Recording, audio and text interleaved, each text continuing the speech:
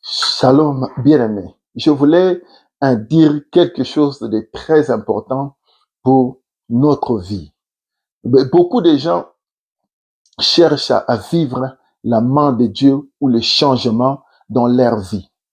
Mais il n'y a pas un secret dans la marche avec Dieu qui est plus que la vie de prière. Et beaucoup ont abandonné cette vie de prière.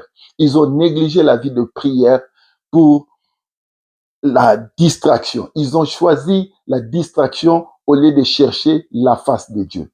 Bien-aimé, je voudrais te dire une chose.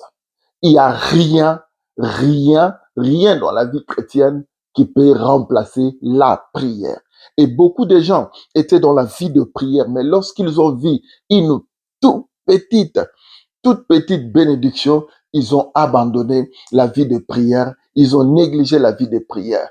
Revenez au bon sens. Revenez à la prière, parce car rien ne peut remplacer la prière dans la vie chrétienne. Si tu vois des choses en train de tarder dans ta vie, il y a des choses qui devaient s'accomplir depuis longtemps, mais tu n'as pas encore atteint la dimension de la prière qui peut ouvrir le ciel, la prière qui peut changer des choses dans ta vie.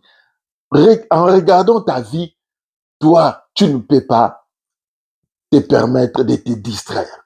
En regardant la façon dont les choses marchent, toi, tu ne peux pas te permettre la distraction dans ta vie. Tu dois chercher la face de Dieu. Vous savez, quand Anne a eu des problèmes, elle n'a pas regardé de gauche à droite. La Bible dit Anne elle restait longtemps en prière. Elle a cherché la face de Dieu. À telle enseigne que même Élie, le sacrificateur, ne savait pas où se situait cette femme-là. Il croyait que cette femme était ivre. Mais non, c'était plutôt sa façon d'entrer dans la présence de Dieu, sa façon de rester dans la présence de Dieu. Laisse-moi te dire une chose, j'aime beaucoup cette parole. Quand Samuel était jeune, la Bible dit qu'il ne connaissait pas encore Dieu, mais la Bible dit qu'il couchait dans le temple là où était l'arche de